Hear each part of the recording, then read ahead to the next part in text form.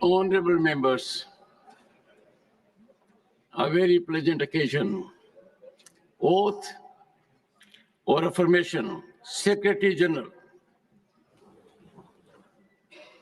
Andhra Pradesh, Shri Sana Satish Babu.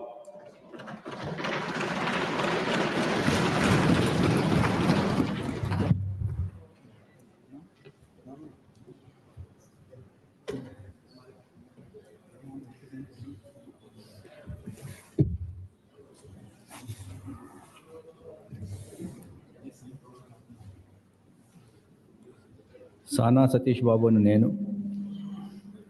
Rajya Sabha యొక్క సభ్యునిగా ఎన్నుకోబడిన వాడినై శాసనం ద్వారా స్థాపితమైన భారత సంవిధానం పట్ల యథార్థమైన శ్రద్ధానిష్టలను కలిగి ఉందిననియు భారతదేశం యొక్క సార్వభౌమత్వాన్ని అఖండతను సమర్థితుననియు నేను చేపట్టనున్న ఈ కర్తవ్యమును శ్రద్ధాపూర్వకంగా నిర్వహించుననియు దైవ సాక్షిగా ప్రమాణం చేస్తున్నాను.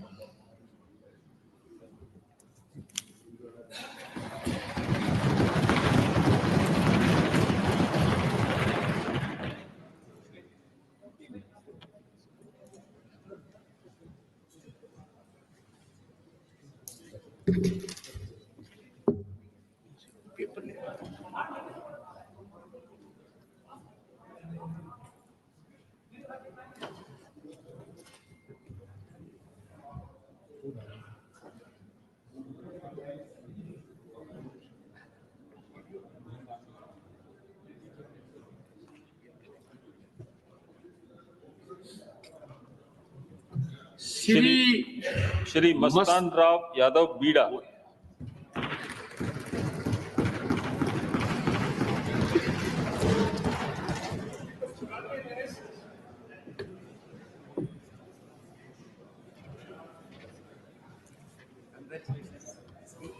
English.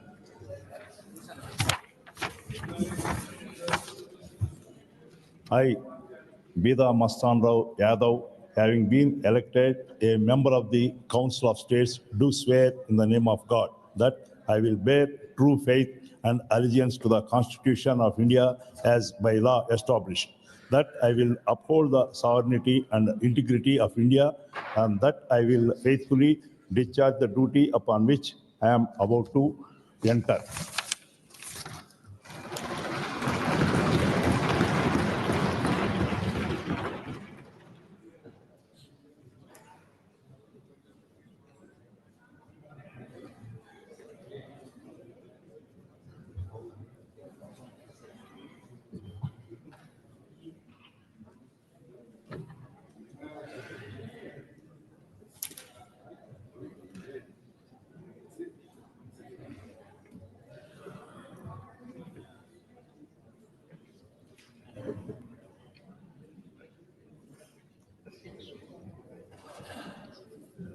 Shri Raiga Krishnaya.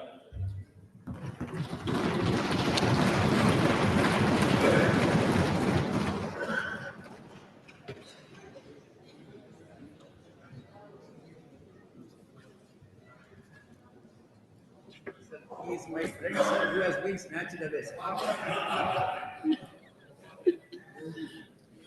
This will not go on record.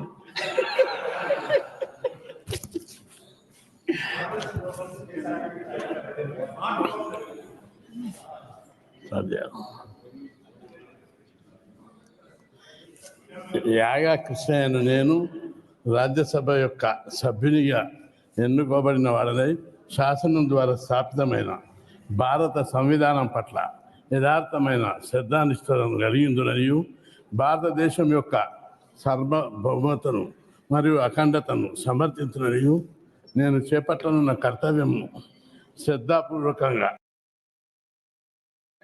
Shri Akhilesh Prasad Singh. Sir, I lay the papers on the Statements of the department related Parliamentary Standing Committee on Coal, Mines and Steel, Shri Deepak Prakash. Each of the final action taken statement on the 32nd, 33rd, 34th, 35th, 41st, 42nd, 43rd, 44th, and 45th action taken reports, Hindi and English version of the Standing Committee on Coal, Mines, and as listed against my name in today's list of business. Reports of the department-related Parliamentary Standing Committee on Consumer Affairs, Food and Public Distribution, Srimati Ranjit Ranjan.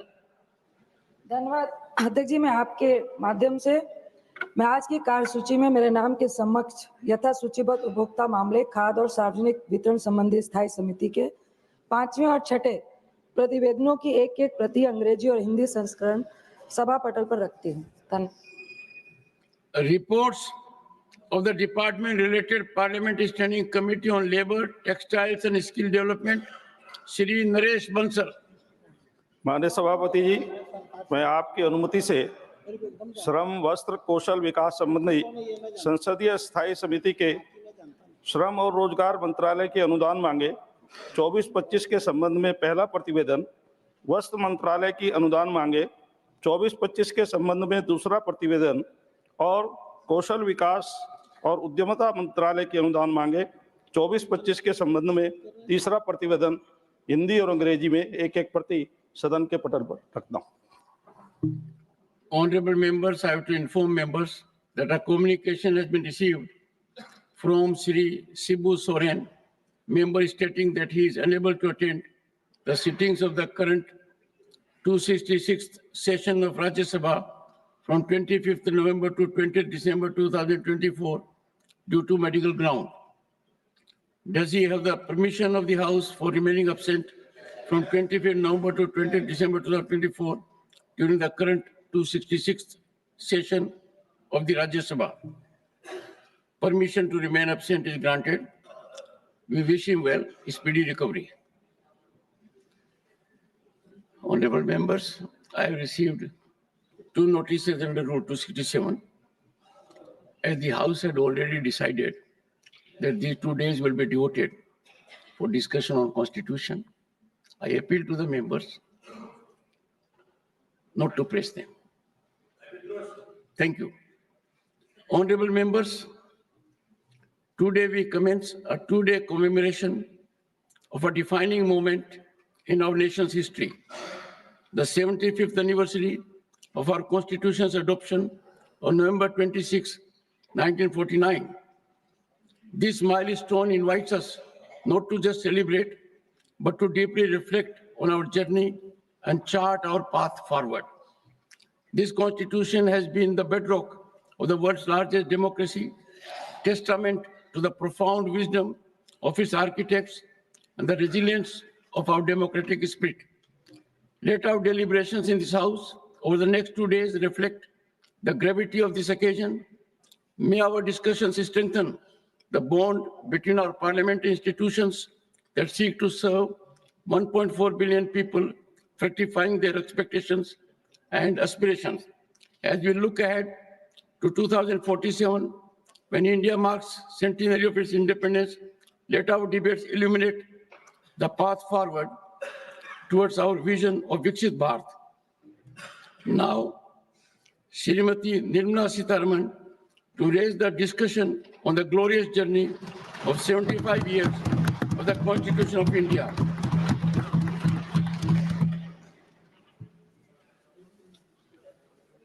Thank you, Honorable Chairman, sir. Honorable Minister, honorable members, time will not be a constraint. In the Lok Sabha, the debate was fructifying in terms of time as well. I will accommodate as many as speakers who may be keen to contribute. And towards that, we will be increasing the time. I will report that at 2 p.m. today. Thank you. Nirmala Sitharaman. Thank you very much, sir.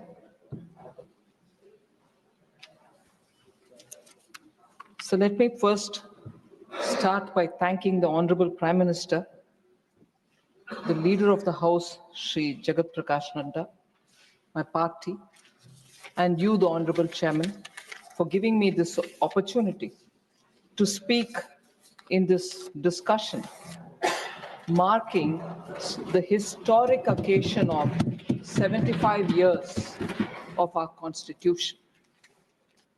I feel very honored, and equally, I feel humbled that this opportunity has been given to me.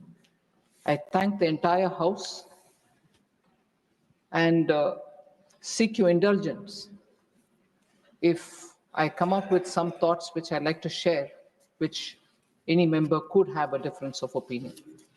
But I start again by paying homage to all the 389 members of the Constituent Assembly.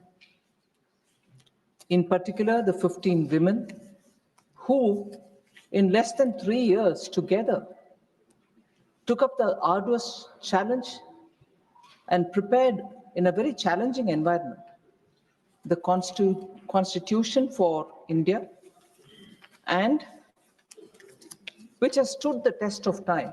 Until today, we are extremely proud of the way India's democracy is growing. As we mark the 75th year of our Constitution, sir, it is time, I would think, to reaffirm our commitment to build India, that is Bharat, that shall uphold the spirit enshrined in this sacred document. So with those words, I get into telling about the journey that these 75 years have seen of our Indian Constitution, and also to say why India's Constitution and India today stands out in a very separate league of its own. Sir, let me just remind, and I'm sure very many members of this House will know, that post-Second World War, nearly 50 countries, in fact, over 50 countries, had become independent, and they had their constitution written, but many have changed their constitutions, not just amended them, but literally changed the entire feature of their constitution. But our constitution has stood the test of time, of course, yielded itself to very many amendments. And here, therefore, I would like to have a few words of what Constitution India expert, Dr. Subhash Kashyap, had to say. While many constitutions of nations framed after the Second World War have floundered and gone into oblivion, our Constitution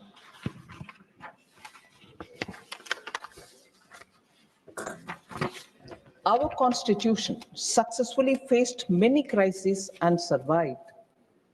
This itself is evidence of its resilience, dynamism, and growth potential. Now, India's experience has shown that our Constitution remains robust, yielding to several amendments, as I said, which were the need of the hour. And Dr. B.R. Ambedkar, the chairman of the drafting committee, had said, and I quote, "I feel, however good a constitution may be, it is sure to turn out bad because those who are called to work it happen to be a bad lot. However bad a constitution may be, it may turn out to be good if those who are called to work it happen to be a good lot," unquote. These are words of Dr. B.R. Ambedkar, sir.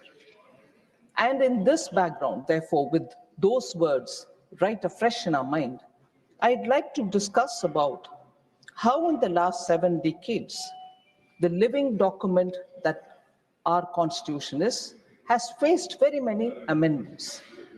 And while looking at those amendments, I'd like to have a touchstone of 4 different elements.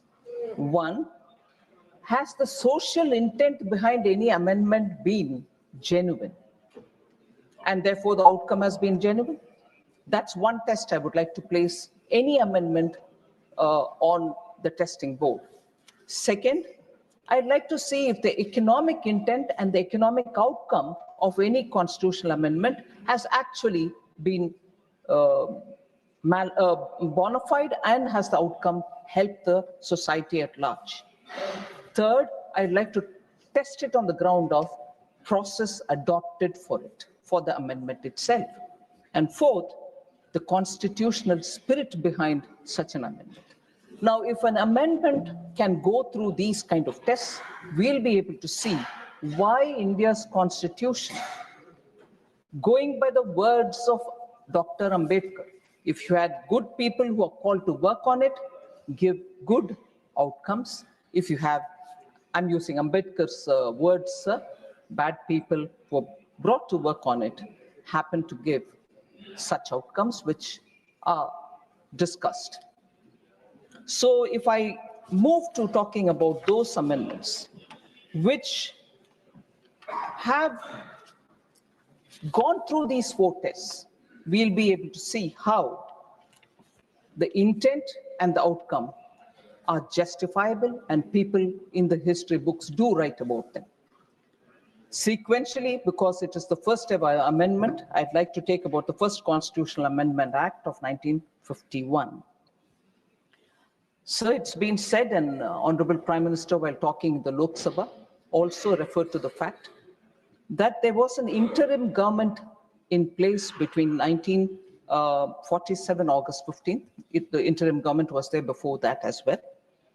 And it lasted till 17th April 1952, post which an elected government took over the charge. But during 1951, when the amendment for the first Constitutional Amendment Act was passed, it was an interim government and not elected government of India post 1947. Now, this was enacted, therefore, within a year of the commencement of the Constitution. It's worth remembering. In fact, on the issues related to the amendment, or which triggered the amendment itself, which is the freedom of speech and expression, the amendment added 3 more heads to Article 19(2), saying public order could be a cause to restrict freedom of speech. Friendly relations with foreign states could be a cause to restrict freedom of speech, or incitement to an offense could also be a cause. These were the amendments brought in the first Constitutional Amendment. So the Supreme Court of India, even in 1950, 1 year before this amendment, had passed 2 landmark judgments that paved the way for freedom of press under Article 19(1)(a). The Supreme Court had ruled in favor of the communist magazine Crossroads and the RSS's organizational magazine Organizer. The Supreme Court had ruled in favor of them in 1950. Many high courts also upheld the freedom of expression of our citizens and ruled in their favor.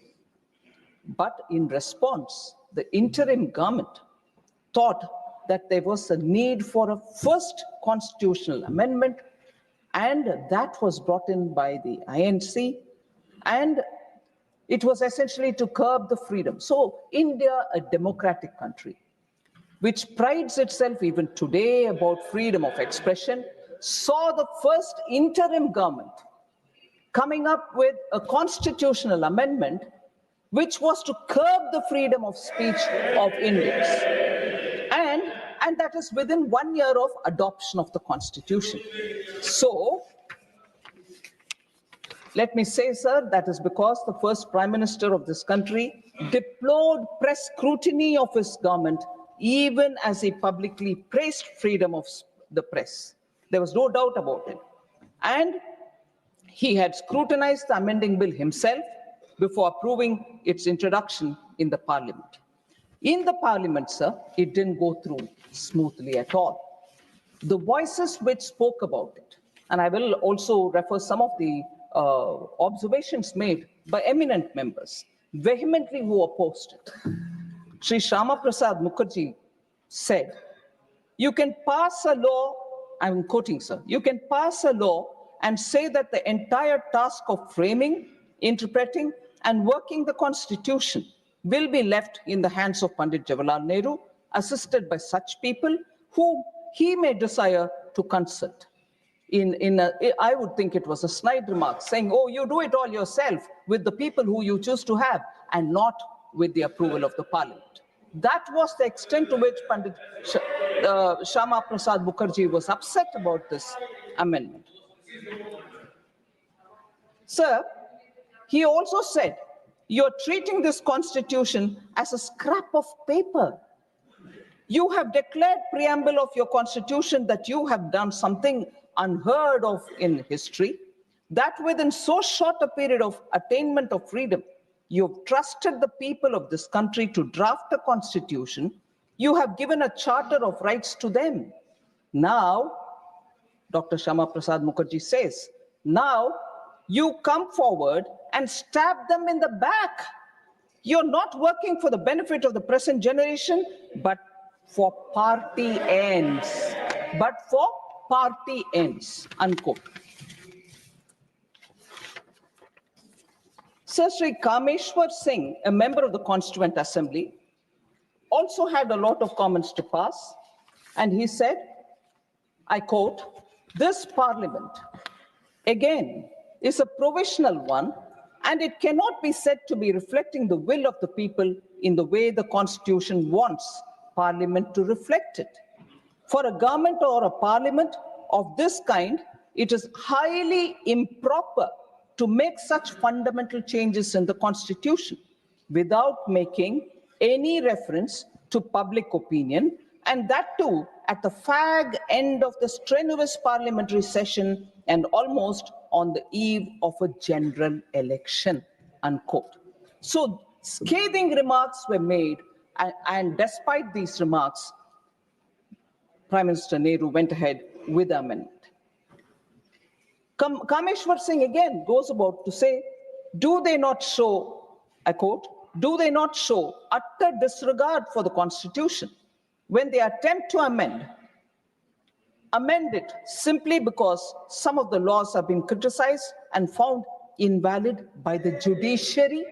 Today we hear comments from the Indian National Congress about how the current government is questioning the judiciary. This comment coming from a member of the Constituent Assembly itself says, prior to the First Amendment to the Constitution, which curtailed freedom of expression. The Prime Minister, he furthers, the Prime Minister, I'm constrained to say, that is Sri Kameshwar Singh, the Prime Minister, I'm constrained to say, is creating a bad precedent by sowing the seed of executive despotism, and playing with the supremacy of the Constitution for party advantages, unquote. So there was no doubt this amendment was more raised for the sake of the party or the Prime Minister and the government's image, rather than assuring what the Constituent Assembly had suggested as the Constitution, which was going to be adopted. An amendment bill was passed, the Press Objectionable Matter Act on 23rd October 1951. We know, therefore, the amendment, the intent, the four tests that I was talking about: social impact and intent, economic impact and intent, the constitutional spirit, and the process adopted for the amendment, all of which are questionable, but nevertheless, that amendment was undertaken, and we heard how that amendment till today affects the freedom of speech of this country. Now, it is not as if this 1951 amendment happened all in a sudden. Prior to the amendment and post the amendment, we've had recorded action taken by those government that day, that particular government, in curtailing the freedom of speech. So the act was just waiting to happen, because even before it, they started it, and even after that, they were continuing. What are the examples, sir? Majroor Sultanpuri and Balraj Sahani were both jailed in 1949 itself. For what mistakes, sir? During one of the meetings organized for the mill workers in 1949, Majroor Sultanpuri recited a poem that was written against Jawaharlal Nehru, and therefore he had to go to the jail.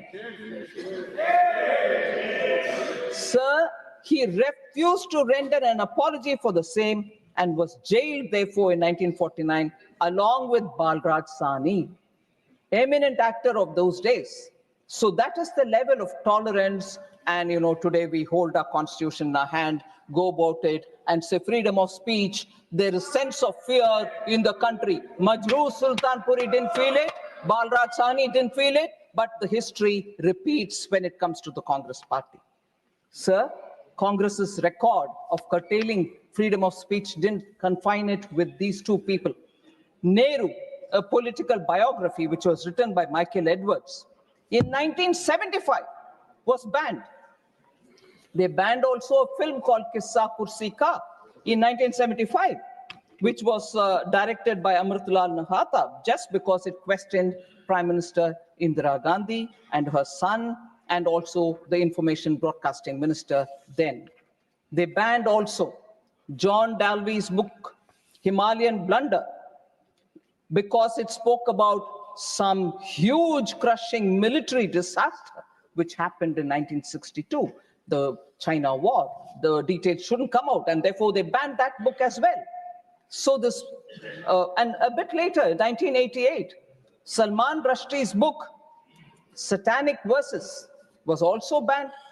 So the spree of curtailing the freedom of expression, the spree of containing freedom of press has happened before 49, and during 49 and 50, 51, the act comes, and subsequently also it continues. So it's nothing new. So the amendment, again, a second issue that I'd like to draw your attention to. I said I'm putting it through 4 tests. A 9th schedule was brought into through the first Constitutional Amendment Act.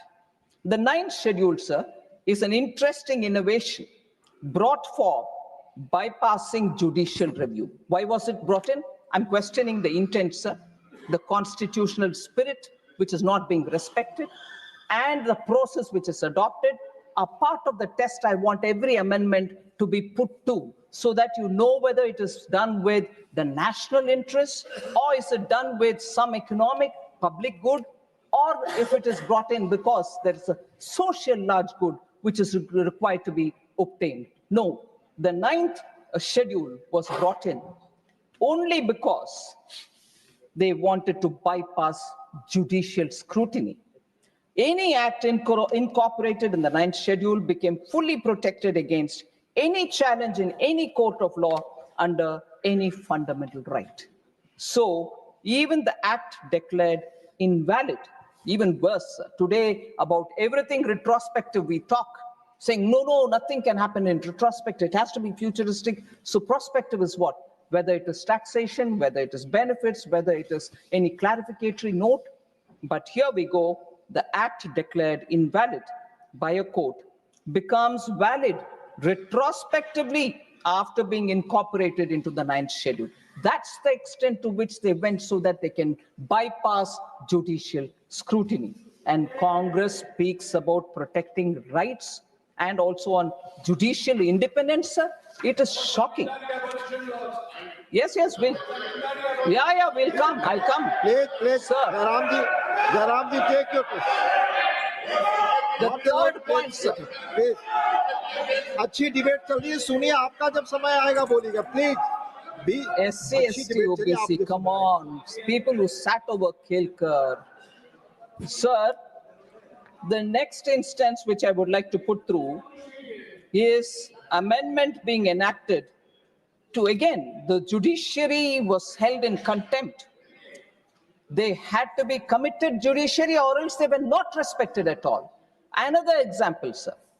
Constitutional amendment was brought in to nullify a judgment that arose in the case of Mrs. Indira Gandhi versus Raj Narayan, wherein the order of the Allahabad High Court setting aside the election of Indira Gandhi was challenged.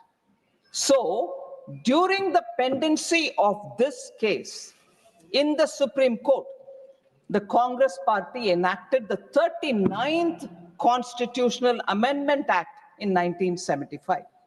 Again, earlier there is a Supreme Court and many other high courts have given clearance, but even then we'll curb freedom of speech, 1951, the First Amendment. Here, a case is pending. Mrs. Indira Gandhi's case is being heard in the court, Allahabad High Court. But no, we are in a hurry. What if the court comes against me? So I come up with an amendment, 39th Constitutional Amendment Act, 1975. Again, valid retrospectively, which added Article 392A to the Constitution. What did it say? It said elections to the President, Vice President, Prime Minister, and Lok Sabha Speaker cannot be challenged in any court in the country, and it can be done only before a parliamentary committee. Imagine the extent to which, for a person to save her chair, इसीलिए किस्सा कुर्सी का was banned. कुर्सी बचाने के लिए court का verdict आने से पहले ही हम जाकर के अमेंडमेंट करेंगे पार्लियामेंट में. यही है इनके इतने दूर तक जाने वाले विषय, कानून को दुरुपयोग करना, कॉन्स्टिट्यूशनल अमेंडमेंट करवाना देश के हित में नहीं है, प्रोसेस सही नहीं होता, इससे आर्थिक सुधार कुछ होने वाले नहीं है या सामाजिक सुधार भी कुछ होने वाले नहीं है. व्यक्तिगत और परिवारवाद के लिए ही अमेंडमेंट हुआ है. सर, मैं दूसरी और एक उदाहरण देना चाहती हूं. दूसरी एक और उदाहरण देना चाहती हूं जिससे सामाजिक सुधार के लिए अगर कोर्ट से एक ऑर्डर आता है उसको भी, क्योंकि हमारे राजनीति के लिए वो उचित नहीं है, इसीलिए सामाजिक न्याय दिलाने वाले कोर्ट के आदेश के खिलाफ आकर के अमेंडमेंट कानून को करते हो हाउस में. इससे बढ़िया उदाहरण नहीं मिलेगा सर शाहबानू बेगम केस में, जहां सुप्रीम कोर्ट ने उस महिला को न्याय दिलाने के लिए, एलिमनी देने के लिए, डाइवर्स के बाद जो पैसा मिलना चाहिए वो दिलाने के लिए कोर्ट से जो आदेश आए, the Congress party passed the Muslim Women Protection of Rights on Divorce Act 1986, which denied, it's very important, it denied Muslim women their right to alimony. सामाजिक न्याय, महिला के लिए न्याय मिलना नहीं चाहिए, चाहे वो कोर्ट में से आता है या कुछ और जगह से आता है, हम कानून से उनको नकार देंगे. महिला सम्मान नारी शक्ति बंधन अधिनियम ले आने वाले हमारे पार्टी इधर है. इस सदन में पहला कानून जो पास हुआ वो reservation for women sir, whereas the small benefit a widowed woman would have, a divorced Muslim woman would have got, was also defeated by this act. The constitutional amendment which the Congress party brought in 1986. So my test again, sir, neither samajik nyay, nor arthik nyay, nor the process, nor the constitutional spirit, nothing of this was respected. And each time the Congress brazenly, only to help the family, the dynasty, kept amending the constitution, and this is how far they went, even if it affects any particular women who desperately needed the benefit. Sir, I'll come again to one more, the emergency, where that one important touchstone, the process, was completely violated. On 18th December 1976, the then president gave his assent to the Constitution 42nd Amendment Act. During the emergency, when the term of the Lok Sabha was extended without proper justification, they invoked the law to say Parliament has to be in session for 5 years, but we needed to have one extra year, so the act was extended. I mean, the Lok Sabha term was extended. And in that extended term, when The entire opposition was put to jail. There was nobody there. And entire opposition was in the jail. Then comes constitutional amendment, sir. The process, the touchstone that we need to have, is the process valid? That was a total invalidated process, and therefore I would think this is a blatant abuse which the country majorly agreed on. Sir, only 5 members opposed the bill in the Lok Sabha. There was none in the opposition in the Rajya Sabha to oppose it. Imagine, constitutional amendment being passed, entire opposition in the jail. In the Lok Sabha, only 5 people are there to oppose it, even some coming from their own party. And in the Rajya Sabha, no opposition. But constitutional amendment, changing the preamble itself happens. The alteration of the preamble to include socialist and secular highlights the disrespect and disregard the Congress has for constitutional processes, principles, and institutions. Sir, the amendments were not about strengthening democracy, sir, but protecting those in power. Again, the process is used for strengthening the family. Sir, Baba Saheb Ambedkar had argued, and I quote, talking about whether the word secularism, talking about whether the word socialism should be included in the constitution. Baba Saheb Ambedkar argued, I quote, I do not see, therefore, why the constitution should tie down the people to live in a particular form and not leave it to the people themselves to decide it for themselves, unquote. And therefore, in the original constitution, the word socialism was not there, as much as the word secularism. So 21 MPs, all opposition, belonging to all opposition parties, were held in jail. Manya Advani ji, Manya Atal ji were all in jail under Preventive Detention Law, Maintenance of Internal Security Act, 1971, the infamous MISA. And I know of political leaders who have chosen to have their children named after MISA to remember those black days. And now they wouldn't even mind having alliance with them. Sir, all these together turned the constitution into a qualitatively different text from what it was originally as adopted in November 26.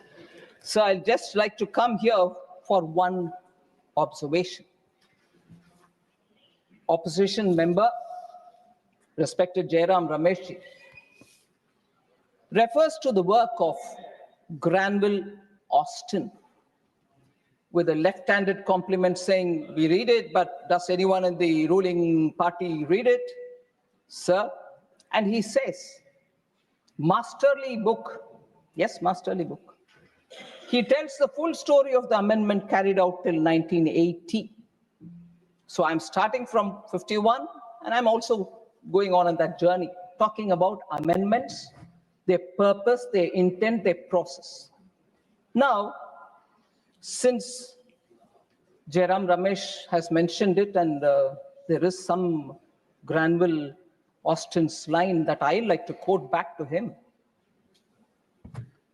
Sir, emergency, 42nd Amendment Act, the landmark Keshwananda Bharati case of 1973, the basic structure doctrine, whole lot of things.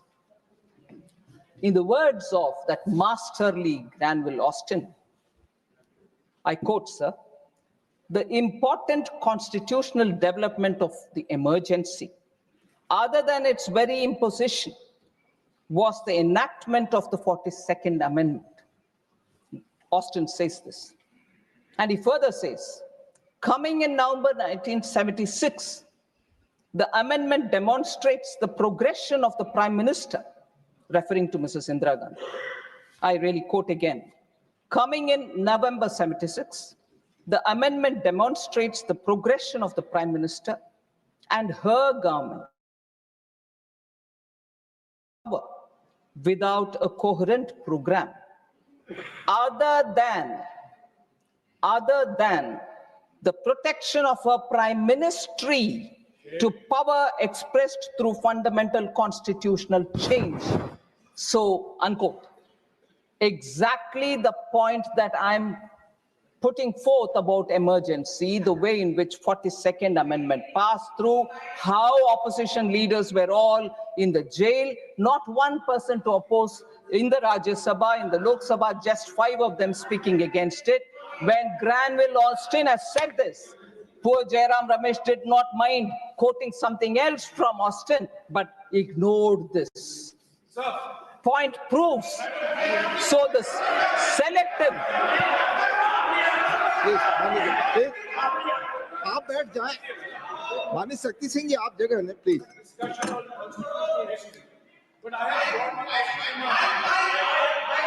माननीय Jairam Ramesh ji. I have Granville Austin in my hands right now, and the same Granville Austin writes that the 44th Amendment was passed by the Lok Sabha and the Rajya Sabha to override the 42nd Amendment, large parts of the 42nd Amendment. And who voted on the 7th of December 1978 to repeal parts of the 42nd Amendment? It was Indira Gandhi herself. So Indira Gandhi in 1978 voted to repeal the parts of the 42nd Amendment which she realized had resulted in her electoral loss. So it's not, don't read selectively. Thank you, Jairam. Please, now honorable minister. Thank you, sir. Please. Thank you, sir. Let her respond. You had responded, please. 1970.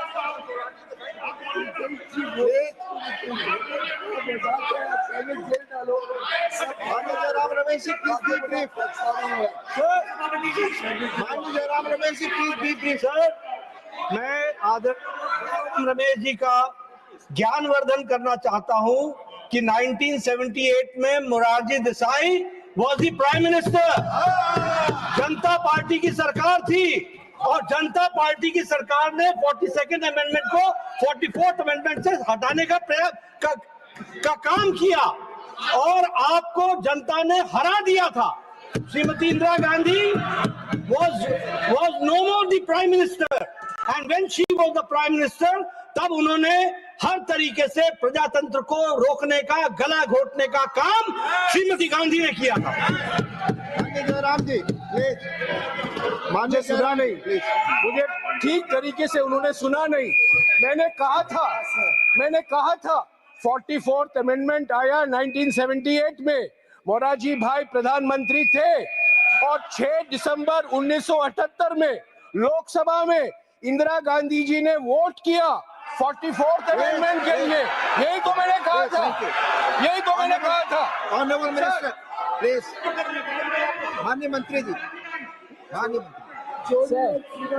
सिर्फ माननीय मंत्री जी की बात record पे जाएगी, please. Thank you very much, sir. And I fully accept Jairam Ramesh's observation. Obviously, Leader of the House was right in saying Morarji Desai was the Prime Minister, and during the voting, Srimati Indira Gandhi had said that, and she supported the changes in the changes to the 42nd Amendment. Very well.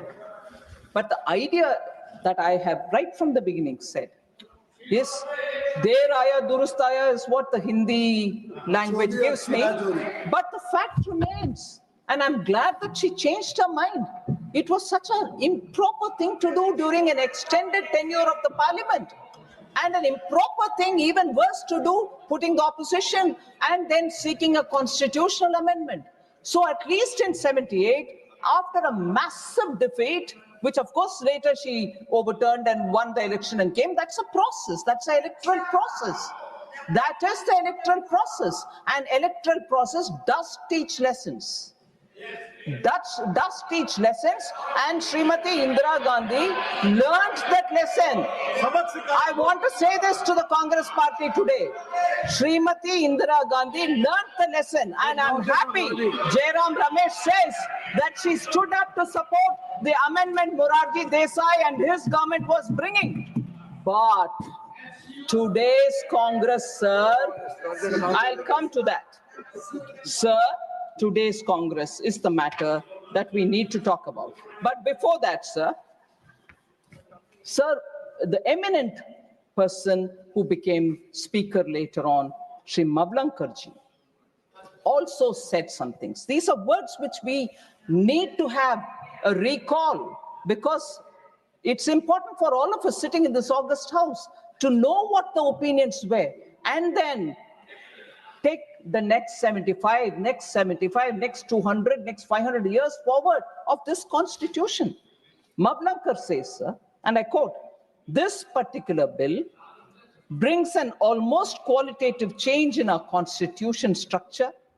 The tragedy of the situation is that by this amendment bill, the citizens, the courts of law, the states, the president, and indeed even this House of Parliament are all sought to be denigrated, and only the union executive is sought to be made to thrive, grab, and aggrandize," unquote. So if that one amendment has brought in such thinking individual to say such harsh words, it needs retrospection. We should never repeat such, great follies, in which we took the constitution for granted. People rejected such people, and lessons have to be learned. So, sir, I'd like to again say, when I soon would want to speak about what's the attitude of Congress today, I'd like to come to one line of an eminent person, which was said during the 42nd Amendment debate. He was no less than later on chief minister, or prior to that also, and a minister.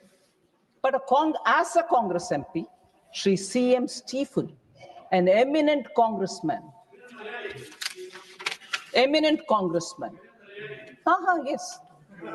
Yes, it might be useful to remember that also. I'll read the quote. It might be useful further.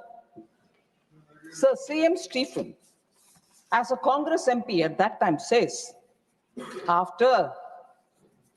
during the debate of 42nd Amendment, which had so many implications. So it brings me the shivers to read this line, but I'm reading it because we should know how we speak. Quote, sir, I quote, "Now the power of this parliament, through the 42nd Amendment that is declared to be out of bounds for any court." He says this, now the power of this parliament is declared to be out of bounds for any court. It is left to the courts whether they should defy it. He continues, "I do not know whether they will have the temerity to do that. But if they do, that will be a bad day for the judiciary.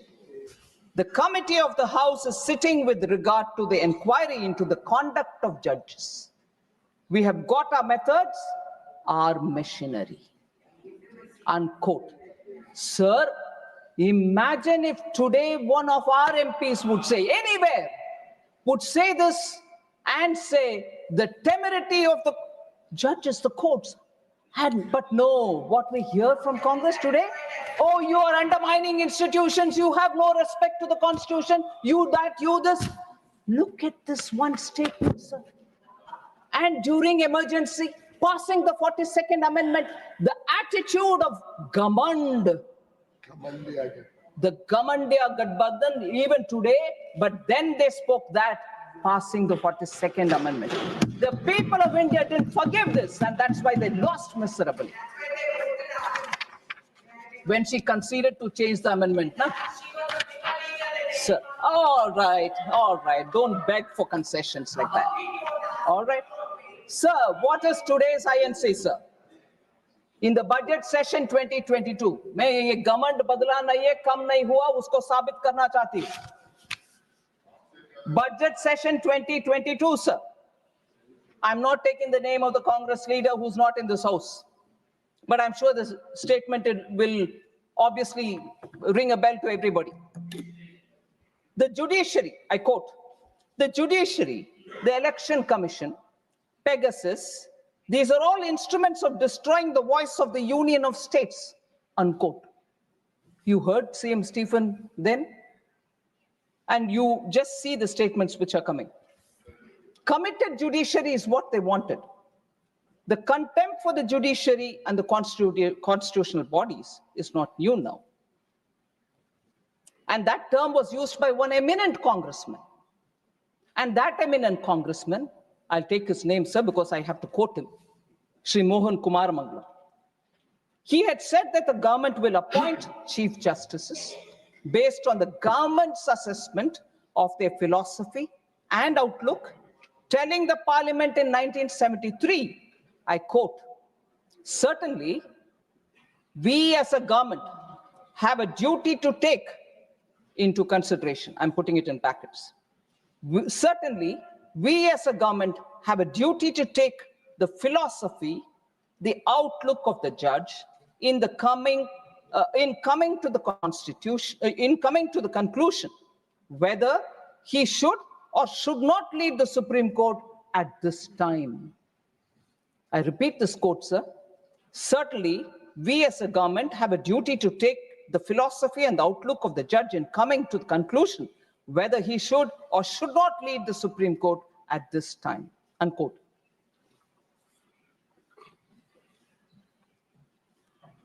After the judgment on Keshwanand Bharati case, sir, you're an eminent senior who became a senior advocate at a very young age, and I stand before you talking small things about judiciary. Pardon me if I have any, oversight which has not worked well. A day after the historic judgment in April 25, 1973, in the Keshwanand Bharati case, in which the majority declared that the parliament cannot alter or abridge the basic structure of the constitution, Srimati Indira Gandhi was furious with the judgment because it constricted the party's plan to bring in major amendments.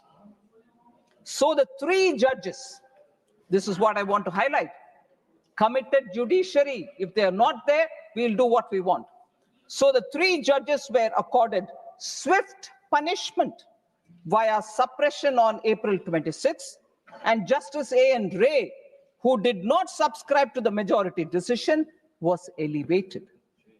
After Ray retired in 77, again, Srimati Indira Gandhi government gave supersession, superseded the senior most candidate, Justice Hansraj Khanna, to appoint Justice Mirza Hamidullah Beg as the Chief Justice. So it is really sad that the test that I'm putting each one of these amendments, whether they was in line with the constitutional spirit, whether the process was followed, whether the large economic good was considered or social good was considered as an objective, none of them meet that. The OBC Commission is something which I want to in contrast mention. How our intent, Prime Minister Modi was clear. The OBC Commission will have to be set up, and constitutional amendments have to empower communities and not put them at a disadvantage. But therefore, the 102nd Constitutional Amendment Act was brought in 2018 and inserted Article 338B. But what's the contrast, sir, with the Congress? In 1950, Kaka Kalekar Commission was formed, but Congress prevented its report from being published. Dr. Ambedkar was of the view that Pandit Nehru was not concerned about the welfare, was not concerned enough about the welfare of the SCs. I quote Baba Saheb Ambedkar, "From the very first election, we have been fighting against the Congress because it is unnecessarily interfering with our rights." Just see the leader of the Congress party, Pandit Nehru. He has delivered 2,000 speeches during the last 20 years, but he has never spoken about the welfare of scheduled castes even once. This is Baba Saheb Ambedkar's words. So from this, he further says, from this you can judge what sympathy the Congress party can have for our people when its leader is so much adamant. Unquote. Sir, this is said several times, but it's worth saying now. Congress did not even allow Baba Saheb's photo to be installed in the central hall of the old Parliament House for decades. He was, of course, denied Bharat Ratna.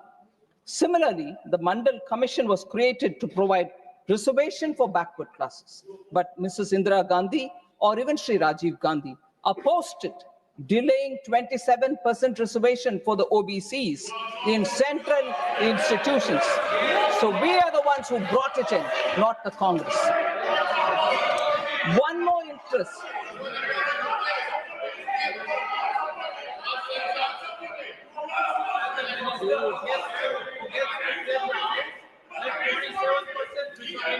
One more instance of how the GST, which was again a constitutional amendment which has to be brought in. Sir, GST related constitutional provisions has never been encouraged prior to its bringing by Prime Minister Modi in 2017. Sir, this started very quickly to trace the timeline, sir. Shri Atal Bihari Vajpayee was the first to suggest during the NDA rule in 2000 to get going with the GST.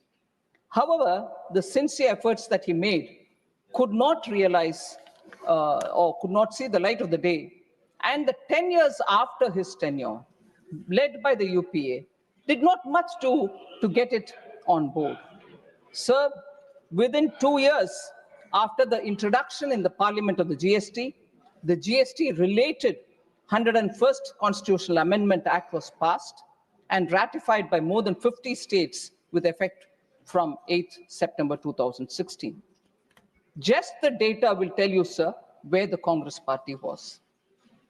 Despite being a coalition comprising of 26 parties, the UPA could not manage to get this GST.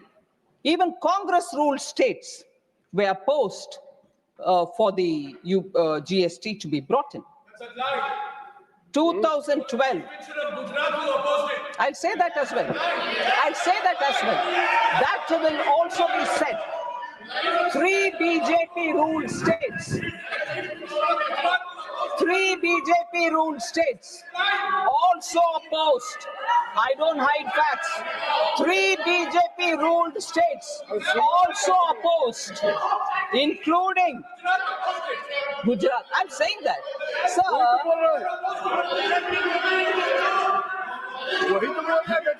I'm saying it, sir. I'm saying it myself that Gujarat opposed it. I'm saying it myself. अरे नंबूत्री बात government को save नहीं कर पाया कांग्रेस से, आप क्या खड़े हो रहे हो? कम्युनिस्ट है, बैठ जाओ. Sir, 3 non-BJP ruled states, sir. So I don't.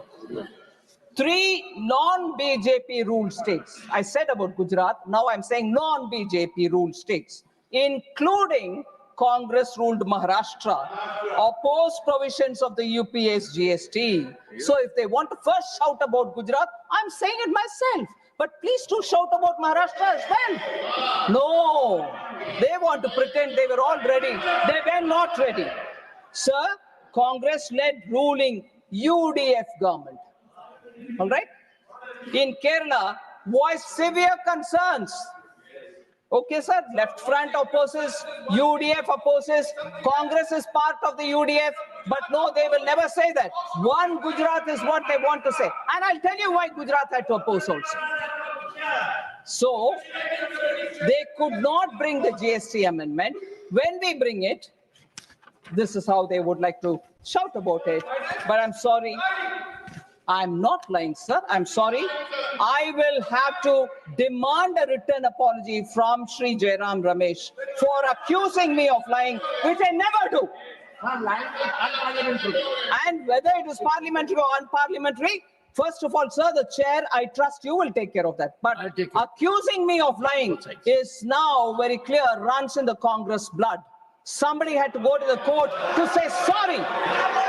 When I was the defense minister, not only did they call Prime Minister Modi as a chore, but they kept calling me that I'm lying. And who had to go and apologize in the court? And now I wouldn't mind seeing another member going and apologizing in the court, although the word said in the parliament is never taken to the court. Sir, all MPs in the House, when the GST was brought in, and this is also something which the Congress will have to gulp if they can. All MPs present in the House, including those of the Congress, had voted for the GST constitutional amendment, which was brought in by Prime Minister Modi. In fact,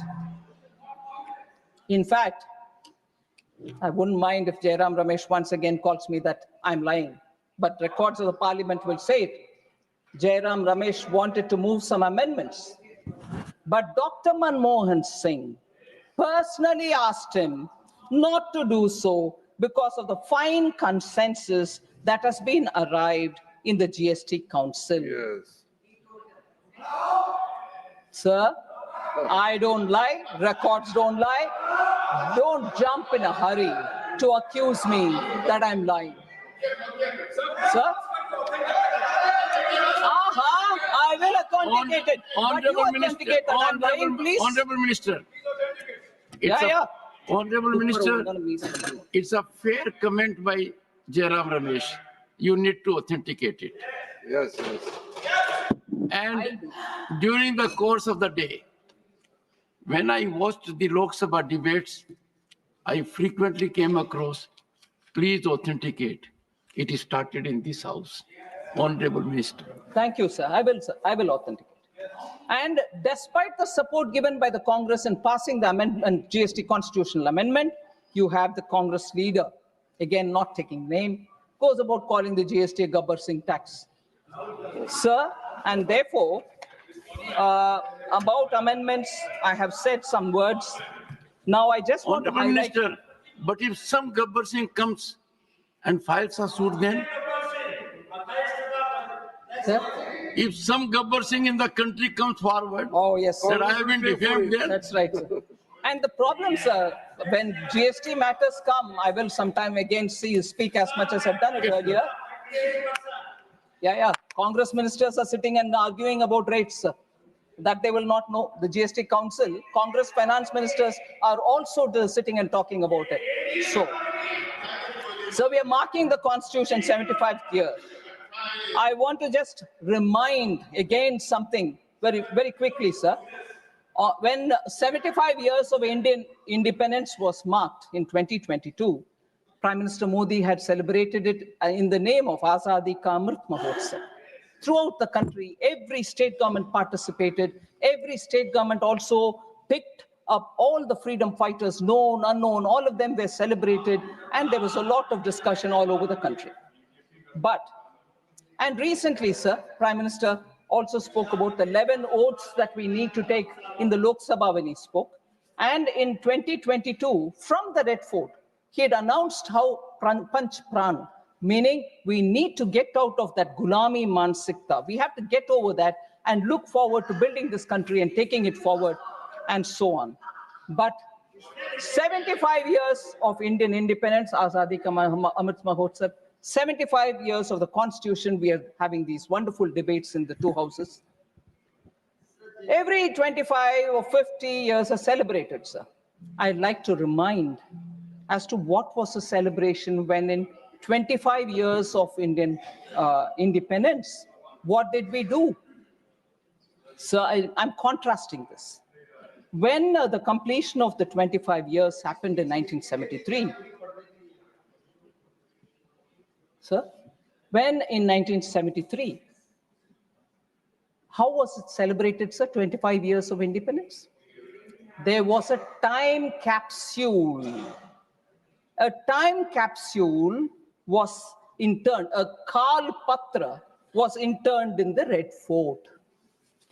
And at that time, the people were told, this time capsule will be seen only after 5,000 years. And in that time capsule, the journey of India, free India, was all being written, and actually it was kept as a top secret. Nobody knew anything as to what was inside the time capsule. A professor of history was employed to write this India since 1947, marking the 25th anniversary. But it was kept a secret. Sir, questions were asked in the parliament. What exactly is in the time capsule marking 25 years of India's independence? What actually went into that interned? It was a steel and copper made vacuum-filled case into which the document was interned, and then it was put into the Red Fort. That one, sir, was kept a secret. When asked in the parliament, the then education minister apparently said,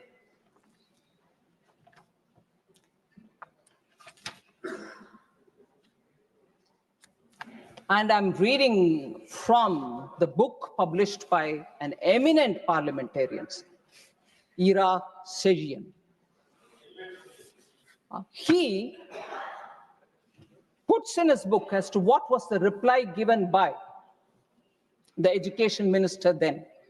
And I quote, before that, the education minister expressed his inability to disclose the said document. What's the document which is in it? No, I can't disclose. And what did he say? I quote, within the limitations of its compass, it was designed to preserve an authentic record of our time for posterity. Having regard to this concept, the question of contemporaneous publications or laying the text of the document on the table of the House does not arise, unquote. The education minister, while he put the time capsule to be preserved for 5,000 years, does not allow the parliament to know what was inside it.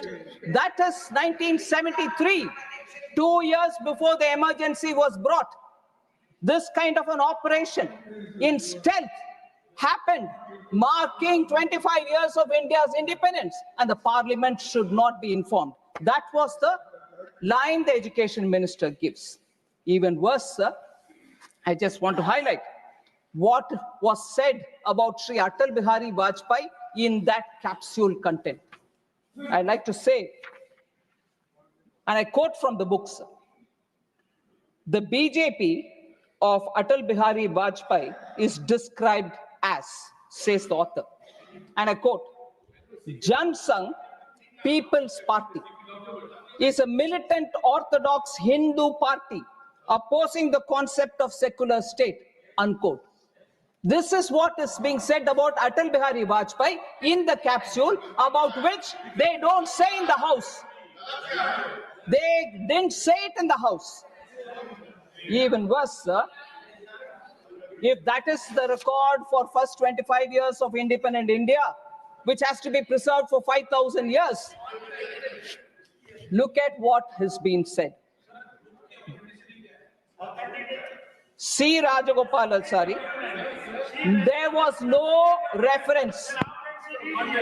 There was no reference to C. Rajagopalachari, the first Governor General of this country. To the President of India, Dr. Rajendra Prasad, had no mention in that content. Dr. Radhakrishnan, Zakir Hussain, and to the Prime Minister Lal Bahadur Shastri, who though short in physical stature, was tall in political stature, who went all the way to Tashkent as a pilgrim of peace to establish harmony in this part of the world.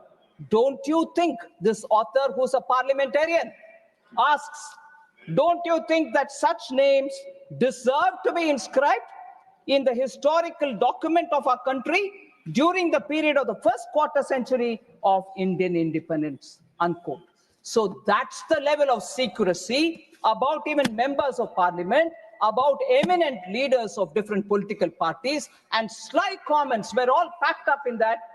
Later, it was all removed. So that is the nature of Congress party, sir. I want to highlight that fact.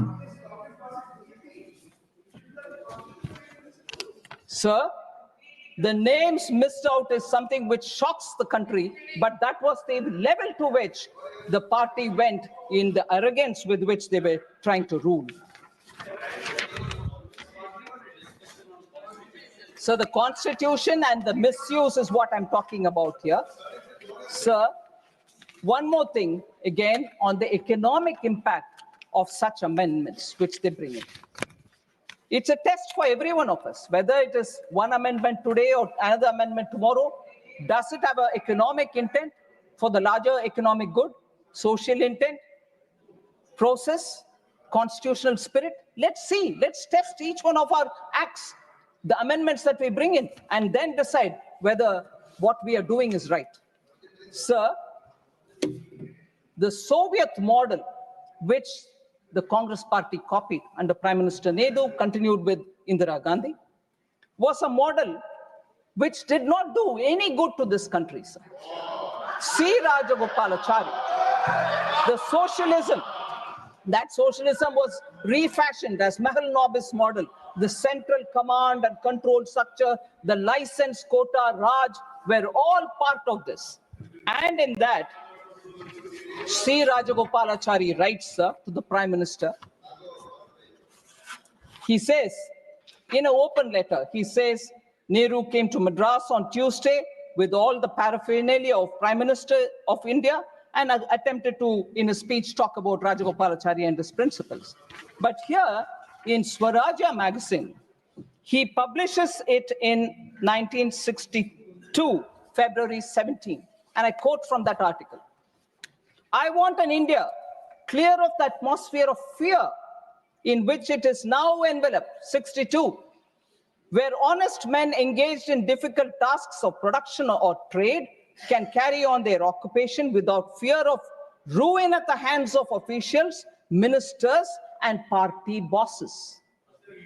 He says that, I want an India where talent and energy can find scope for play without having to cringe and obtain special individual permission from officials and ministers, and where their efforts will be judged by the open market of India. And so on. He goes on, sir. I want the corruption of this permit license Raj to go. He says that. So a member who was part of the Congress party himself writes to Pandit Nehru saying this cannot go on. Your socialism is ruining this country. The license permit Raj could not continue because you are leading to corruption. Sir, periodically, Congress questions, hey, BJP, RSS, Jansan, what was your role during the freedom movement?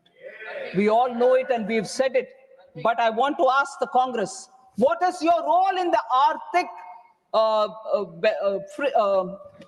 India's economic freedom? What is India's economic growth? What is your effort in building economic strength of India? No wonder when we in 21 in our budget, if that is not true, sir, why in 1980 onwards the Congress party itself wants to dump license quota Raj? 91 they want to reform and then take the claim for it saying we are the ones we reformed. You didn't have to reform if it was so good. It was damaging the Indian economy and socialism was therefore brought into the Constitution's preamble through the 42nd Act only to Amendment Act, only to prove that they're doing right thing. Although that was not needed at all because the directive principle of state policy has enough and more. And that is where I want to bring this one particular important observation, sir. The Nehru Development Model written by Arvind Panagaria. Latest book. This will tell you, sir, from an academic perspective also, how the socialism, the control Raj, the license quota Raj of the Congress's 50 years of rule ruined our economy. Though the country did come to terms with its mistake and changed course in 1991, by then it had lost 4 precious decades. Moreover, the history built over these decades continued to haunt its development efforts even after the change of course. For one thing, the base income remained low.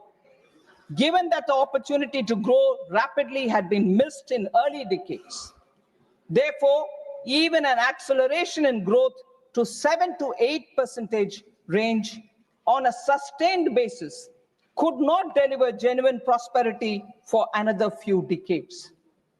Moreover, 4 decades of patronage of socialist ideas and policies came to hardwire Indian politicians, bureaucrats, intellectuals, and even business people in ways that made a swift march to a market economy politically challenging.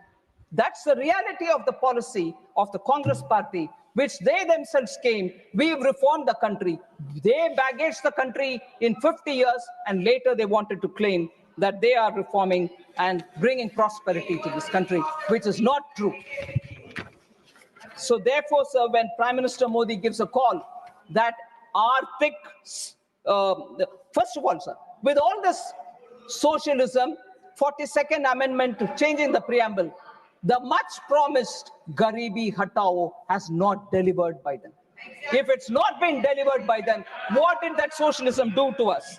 So when Prime Minister Modi says, Vikasit Bharat 2047, we all should have to work together to make sure that that is done with all of our responsibilities intact, and such changes to the constitution which they brought, which has only brought in decay for the Indian economy. I will not get into the details. Another paper from 2009, sir. Cato Institute Center for Global Liberty and Prosperity. Yeah, we are discussing the constitution and the mistakes done by the Congress party, as a result of which the Indian economy is suffering, sir. Socialism kills. The human cost of delayed economic reform in India, sir. I'll authenticate this and give it to you to show how Congress party's attempts have only weakened the Indian economy. Sir, we changed that by clearly saying that the budget will now very clearly focus on the Indian economy, and as a result of which we will see a lot of economic growth. I'm not getting into the detail of the budget speech 2021, sir, paragraph 86. Those interested can see the thing. Sir, I'll come to this point about the Constituent Assembly, financial inclusion, economic justice. That is why I argued first, saying this declaration in the preamble, bringing socialism, was not warranted at all. There's enough and more said in the directive principle of states policy. Directive principle of state policy is adequate for us to do all the social economic justice related activity. But no, the Congress party was doing it for their political agenda rather than for the larger good.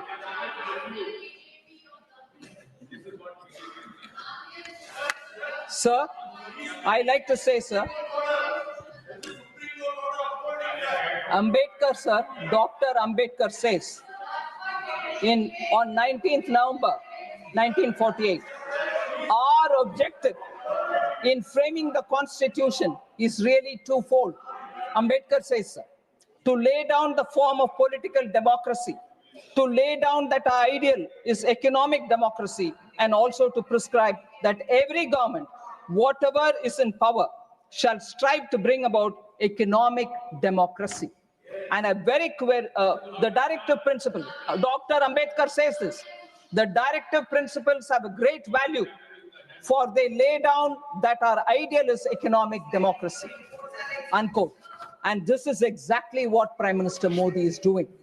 54 crore citizens who once had no means are now being given extraordinary connection to banking. The Jan Dhan Yojana, principles guiding our democracy, equity, justice, and opportunity. 50 crore mudra loans, 50 crore mudra loan accounts have created the pathway for micro entrepreneurs, street vendors, and so on. Sir, Article 38 of the directive principle says, the state shall strive to promote the welfare of the people by securing and protecting social order, by ensuring socio-economic political justice, and by minimizing inequalities in income, status, facilities, and opportunities. Article 39 also says very similar about adequate means of livelihood and ownership control. Article 46 about scheduled caste and scheduled tribes. So I just want to highlight how, because of the specific actions taken by our government, you find 1969, I go back, sir, for a minute. Mrs. Indira Gandhi on the bank nationalization said, the political situation in our country demands, quote, that banking facilities should be extended in an increasing measure to backward areas, to agriculture, to small-scale industry, and so on. And perhaps banking operations should be informed by a larger social purpose, unquote.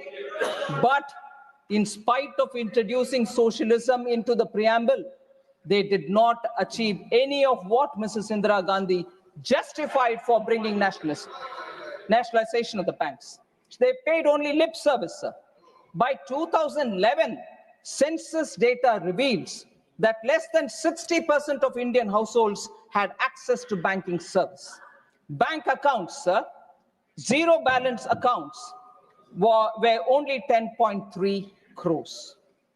By contrast, sir, 54 crore Jan Dhan accounts have been opened since 2014. 56% of the accounts belong to women. Similarly, pensions, insurance, and so on, sir. PM Mudra, 50 crore sanctioned accounts, 68% are women. Stand Up India, 1 crore SC/ST women borrowers, 30,000 crore has been distributed, 2.5 lakh people, of whom 76% of women are benefiting.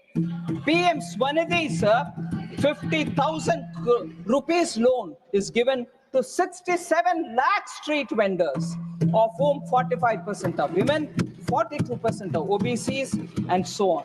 Sir, we repeatedly in Lok Sabha and here spoke about how former Prime Minister said, if I send 1 rupee down, only 15 paisa reaches.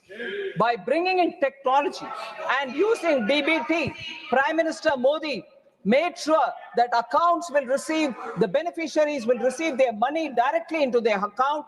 1 rupee means 1 rupee will reach them. And this has helped save 3.48 lakh crores of taxpayers' money.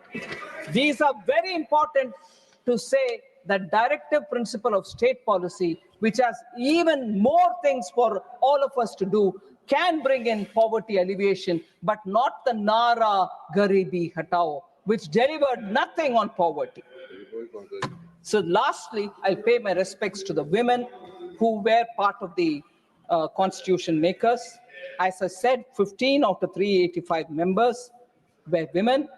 I would think you will indulge me when I read the names of these 50 women. Ammu Swaminathan, Annie Mascarenes, Dakshayani Velayudan, Begum Aizaz Razul, Durgabai Deshmukh, Hansa Jivraj Mehta, Kamla Chaudhary, Leela Roy, Malti Chaudhary, Purnima Banerjee, Rajkumari Amrit Kaur, Renuka Ray, Sarojini Naidu, Sucheta Kriplani, and Vijayalakshmi Pandit were the prominent women who were part of the Constituent Assembly. Sir. The contribution of these women in the constitution making is immense.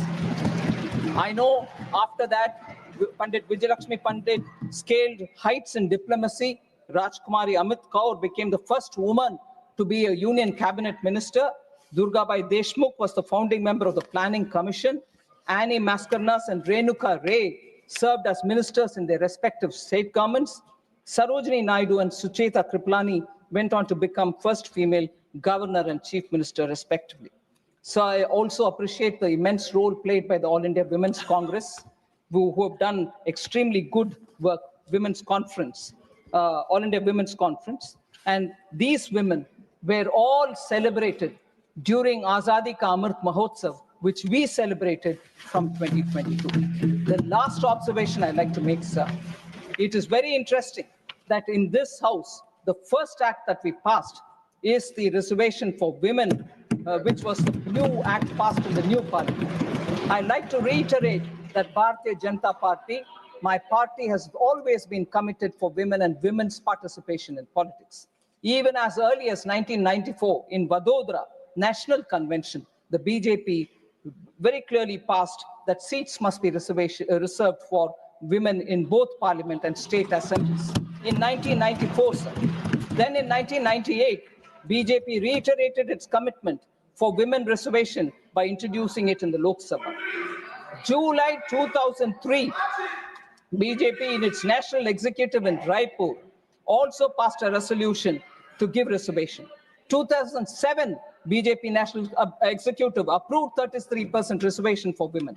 2008 again, BJP amended its constitution so that its own office bearers will have 33% reservation for women. And I'm glad to say that I'm one of the beneficiaries of that reservation.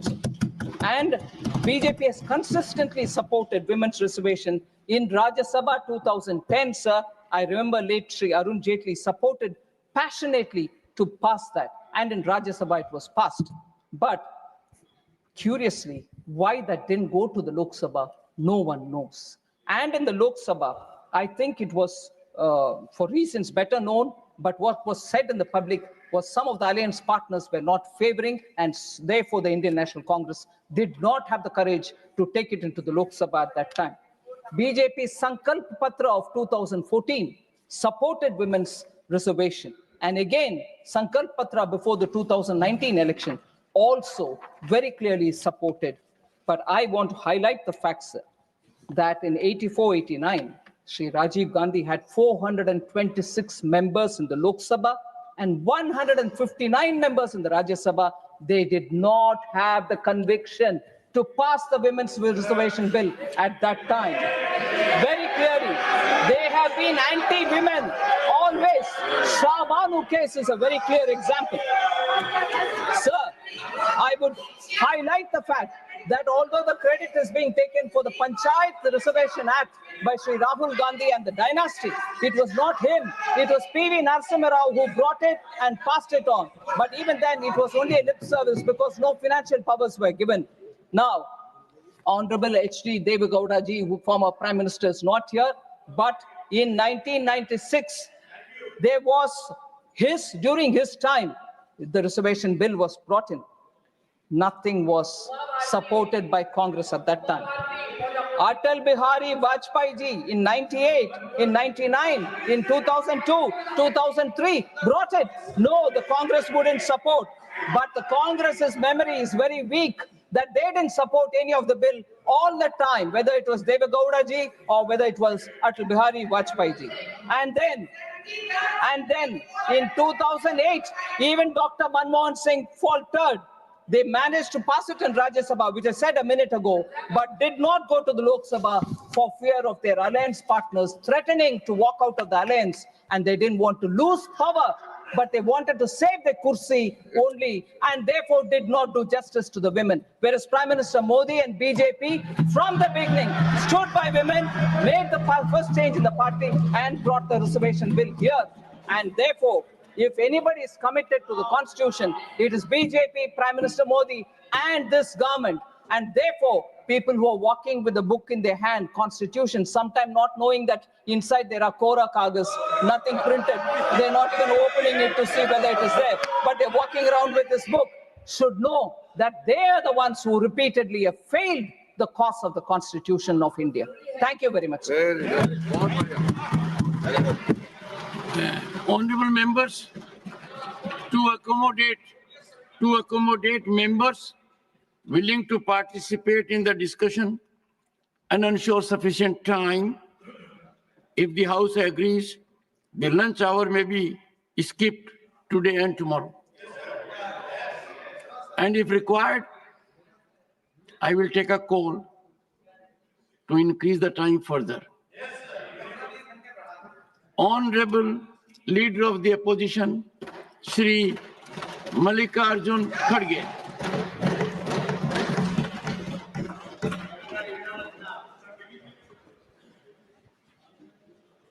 Sir, आपने मुझे मौका दिया, इसलिए मैं आपका धन्यवाद करता हूं। सर, आज 16 दिसंबर कि बांग्लादेश का लिबरेशन डे जो हमारी बहादुर नेता इंदिरा गांधी जी पाकिस्तान के 2 टुकड़े करके और बांग्लादेश को लिबरेट करके और 1 लाख लोग 1 लाख पाकिस्तानी सैनिकों को बंदी कराकर इस देश को बचाया और इस देश की शान पूरे दुनिया में चले गई और सारे लोग और 1 लाख लोगों को बंदी करना बहुत मुश्किल काम है, लेकिन जो जिनको आयरन लेडी कहते हैं उसने ये बता दिया अगर हमारे नजदीक अगर कोई आए तो उनकी खैर नहीं, ये उन्होंने बता दिया। और आज वो दिन है बांग्लादेश लिबरेशन, और वहां पर जो गड़बड़ी चल रही है कम से कम ये लोग आंख खोलकर वहां के माइनॉरिटी को बचाने की कोशिश तो करें। सर, मैं आपको और एक चीज बताना चाहता हूं और यहाँ से शुरू करता हूं ताकि अब ये कॉन्स्टिट्यूशन हम नहीं पढ़े अब उनको बताना पड़ता है कि हमको भी थोड़ा थोड़ा पढ़ना आता है। हम नहीं सर, हम तो म्यूनसिपालिटी स्कूल में पढ़े हैं, वो जवाहरलाल नेहरू यूनिवर्सिटी में पढ़े हैं।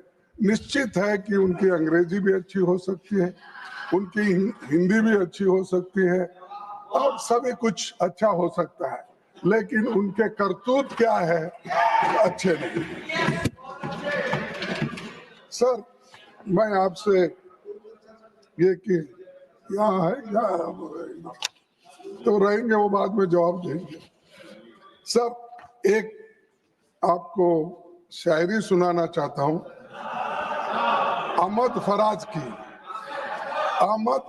की मत कत्ल करो आवाज है उसका नाम। तुम अपने अंकितों के नेज़े हर दिल में उतार जाते हो, हर दिल में उतारे जाते हो। हम लोग मोहब्बत वाले हैं, तुम खंजर क्यों लहराते हो। हम लोग मोहब्बत वाले हैं, तुम खंजर क्यों लहराते हो। इस शहर में नगमे बहने दो, बस्ती में हमें भी रहने दो।